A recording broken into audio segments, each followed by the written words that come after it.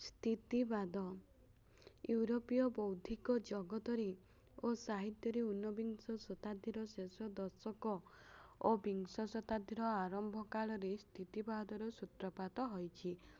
ୟୁରୋପୀୟ ସାହିତ୍ୟରେ ଏହାର ଲୋକପ୍ରିୟତା ପ୍ରଥମ ବିଶ୍ୱ ସମର ପରବର୍ତ୍ତୀ ସମୟଠାରୁ ଆରମ୍ଭ ହୋଇ ଦ୍ୱିତୀୟ ବିଶ୍ୱ ସମର ପରବର୍ତ୍ତୀ ସମୟ ପର୍ଯ୍ୟନ୍ତ କ୍ରିୟାଶୀଳ ହୋଇଛି।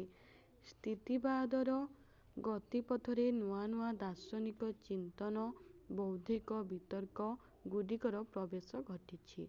ସ୍ଥିତିବାଦ ଏକ ନିର୍ଦ୍ଦିଷ୍ଟ ଚିନ୍ତାଧାରା ନୁହେଁ, ପରନ୍ତୁ ଏହା ବିଭିନ୍ନ ଚିନ୍ତାଧାରାର ଗୁଚ୍ଛୀକରଣ।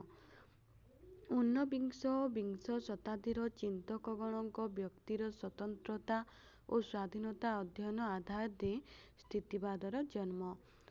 ଡାନିଶ ଦାର୍ଶନିକ କିର୍କେଗାର୍ଡ 1813-1855, ଜର୍ମାନର ଦାର୍ଶନିକ ନିତ୍ସେ 1844-1900, ପେରୁଗୁଏର ଦାର୍ଶନିକ କାଫକା 1883-1924, ଫରାସୀ ଦାର୍ଶନିକ ସାର୍ତ୍ରେ 1905-1980, ଫରାସୀ ଲେଖିକା ସିମୋନ ଡି ବିଭର 1908-1986, ଜର୍ମାନ ଲେଖକ ମାର୍ଟିନ ହାଇଡେଗାର 1889-1976, ଫରାସୀ ଲେଖକ ଆଲବର୍ଟ କାମ୍ୟୁ 1913-1960 ଙ୍କ ଚିନ୍ତାଧାରାର ସମନ୍ୱୟରେ ସ୍ଥିତିବାଦର ଜନ୍ମ। ଏ ସମସ୍ତ ଚିନ୍ତାଦର୍ଶୀ ଓ ଲେଖକମାନେ ସମାଜ ସହିତ ବ୍ୟକ୍ତିର ତୁଳନାତ୍ମକ ଅଧ୍ୟୟନ ମାଧ୍ୟମରେ ବ୍ୟକ୍ତିକୁ ସ୍ୱାଧୀନତା ଦେବା ପାଇଁ ସ୍ଥିତିବାଦର ପରିକଳ୍ପନା କରିଛନ୍ତି। ସ୍ଥିତିବାଦ ଦର୍ଶନଟି ବ୍ୟକ୍ତିର ସ୍ଥିତିତ୍ୱ, ସ୍ୱାଧୀନତା ଓ ପସନ୍ଦ ଉପରେ ଗୁରୁତ୍ୱ ଆରୋପ କରିଥାଏ। ପ୍ରତ୍ୟେକ ବ୍ୟକ୍ତିର ଏକ ନିଜସ୍ୱ ବ୍ୟକ୍ତିତ୍ୱ ରହିଛି। Every human has a own meaning. ମଣିଷ ଏକ ଟଳମଳ ପୃଥିବୀରେ ବାସ କରୁଛି।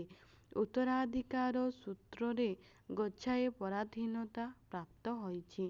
ଭଦ୍ରତା, ଶାଳୀନତା, ଗୋଷ୍ଠୀଗତ ଇଚ୍ଛା, ସଂଯମତା, ବିବେକର ବୋଝ ବୋହି ମଣିଷ ବଞ୍ଚି ଚାଲିଛି। ବଞ୍ଚିବା ଅର୍ଥ ଜୀବନର ବୋଝ ବୋହିବା ନୁହେଁ, ବଞ୍ଚିବା ଅର୍ଥ କେବଳ ବଞ୍ଚିବା। ଏକ ଆତ୍ମସନ୍ତୋଷ ପ୍ରବଣ ଜୀବନ ସମସ୍ତଙ୍କର କାମ୍ୟ। ମଣିଷକୁ ପ୍ରଥା ପରମ୍ପରାର ବନ୍ଧନରେ ବନ୍ଧାଯାଇ ପାରିବ ନାହିଁ।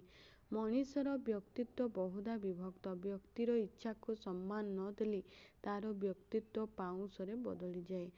ହତାଶା ଓ ସ୍ୱପ୍ନଭଙ୍ଗର ଅନ୍ଧାର ଭିତରେ ସେ ହଜିଯାଏ। ଆମେ ଯେଉଁ ମଣିଷକୁ ଦେଖୁ, ସିଏ ଏକ ଫମ୍ପା ମଣିଷ, ନିଃସଙ୍ଗ ମଣିଷ, ଧୂଆଁଳିଆ ମଣିଷ, ପତ୍ର ଝଡ଼ି ପଡ଼ିଥିବା ଗୋଟିଏ ବୃକ୍ଷ ସେ। ମଣିଷ ସର୍ବଦା ନିଜର ବ୍ୟକ୍ତିତ୍ୱ ସହ ଲଢ଼ୁଥାଏ। Man vs personality. ବ୍ୟକ୍ତିତ୍ୱର ପରାଜୟ ଅର୍ଥ ଜୀବନର ପରାଜୟ। ମଣିଷର ମୁକ୍ତି କାମନା କରି ସ୍ଥିତିବାଦର ସୃଷ୍ଟି ହେଲା। ମଣିଷର ଯଥାର୍ଥ ଅସନ୍ତୋଷରୁ ସ୍ଥିତିବାଦର ଜନ୍ମ। ତ ଇଏ ଦେଖିଦେବେ, ଯେଉଁମାନେ ବି ଲଙ୍ଗ କୋଶ୍ଚିନ୍ ଲେଖିବାକୁ ଚାହୁଁଛନ୍ତି ସ୍ଥିତିବାଦର, ତ ଏଇଥିରୁ ଲେଖିପାରିବେ।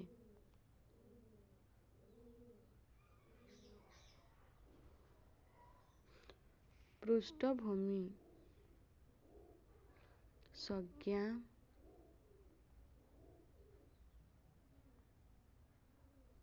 ବୈଶିଷ୍ଟ୍ୟ ବିଶ୍ଳେଷଣ, ବ୍ୟକ୍ତି ସ୍ୱାତନ୍ତ୍ର୍ୟ ପ୍ରତିଷ୍ଠା, ମୁକ୍ତ ସମାଜ ବ୍ୟବସ୍ଥା, ସାଂସ୍କୃତିକ ବିମର୍ଶ, ଚେତନା ପ୍ରବାହ, ଓଡ଼ିଆ ସାହିତ୍ୟରେ ପ୍ରୟୋଗ।